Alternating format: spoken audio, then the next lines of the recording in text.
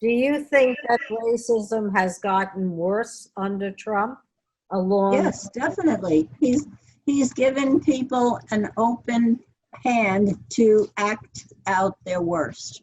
And whether he says it, well, he doesn't. The dog whistles have become that's his trademark.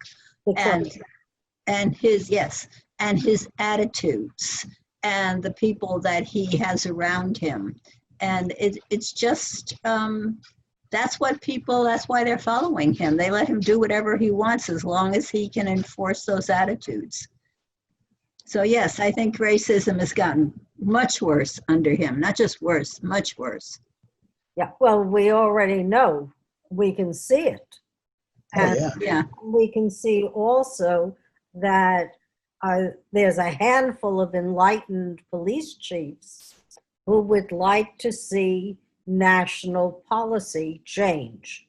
They'd like to break the bond that the union has where there is no liability for policemen.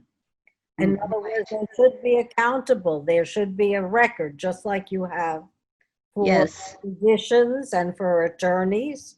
Right. You know who has a black mark against them. Open access to their records. Right. Open access. Yeah. And well, they've got this defund the police departments. I don't really think we can go that far because I think the citizens themselves have put them in a situation where they are dependent upon the police force too much. It used to be because you had your emergency services, your fire department, and all those others, they were involved in emergency calls first. But now it's the police. When you send out that emergency call, it's usually the police that get there first.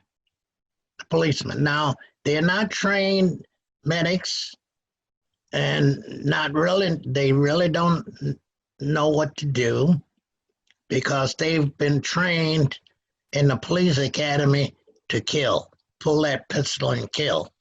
Even though there are arms and legs on a person, they learn to shoot where? In the body, in the torso. I think overall they need, in order, instead of defunding these police forces, they ought to change the training and the education of the police themselves. Yeah.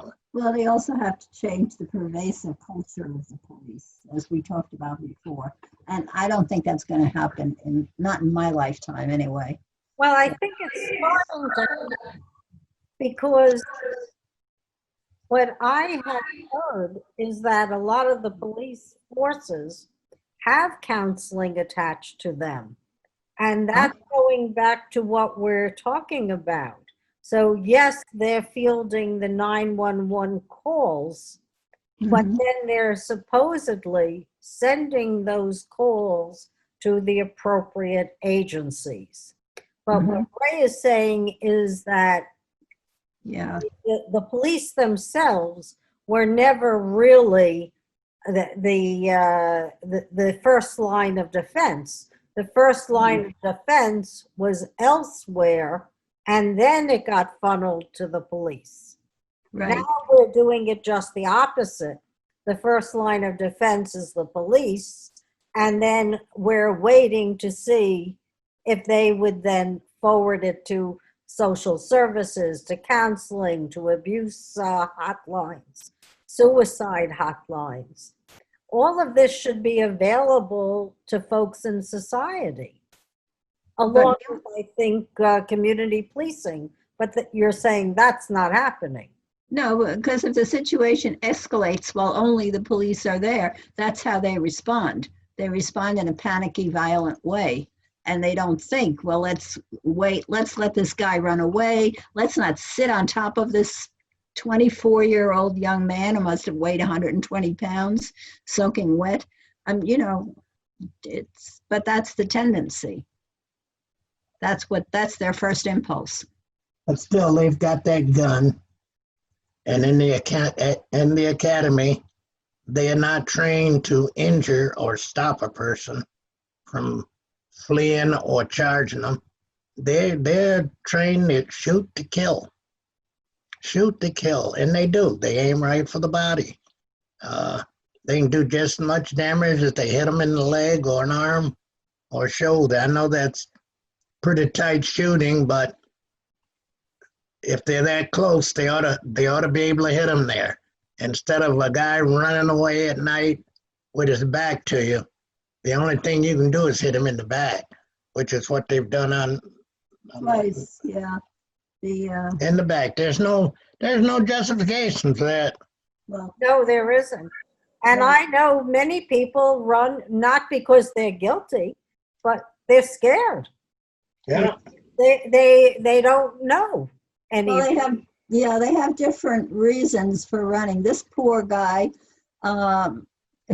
in Atlanta, he had to be at his daughter's birthday party the next day, and he didn't want to be booked overnight because he knew his ex-wife would be furious, or wife or whatever, would be furious with him. Cost him his life, Well, nothing should cost, something Right. starts out totally trivial should He cost ne- anyone right. their life. That's rule Right. number one. There's no excuse for taking Right. a person's life.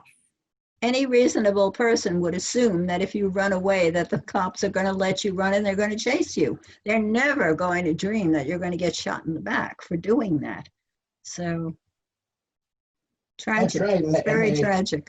And they knew who that guy was, and so he ran away. They pick him up later or search for him.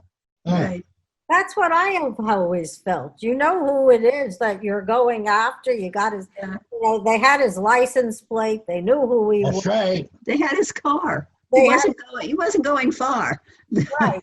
So there's no reason. Or Right. or that young woman that they shot in her own home. Oh, right. Well, that's, yeah, I think she was sleeping. yes. She was in her bed. So I think that our conclusions are it is definitely training. And Mhm. I don't think that Black Lives Matter, when they say they want defunding, I don't think they're talking about defunding the police. They're talking about adding services to the community Right. so that the community can get help. They're talking about reassessment and redistribution of funds. Right. It's not Yeah. totally taking it away. But No. when you look at the statistics, 4% of every police department is violent crime. Well, if it's only 4%, Right. then why are we hurting so many other people or even Right. putting them in jail? Why are we doing this? Right. Well, You know, money.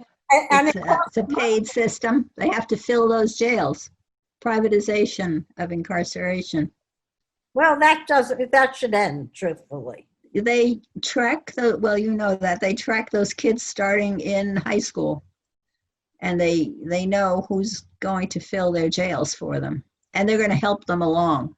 Then they're not going to go for education and retraining and enlightenment or helping people to go to school. They're going to help them to go to prison.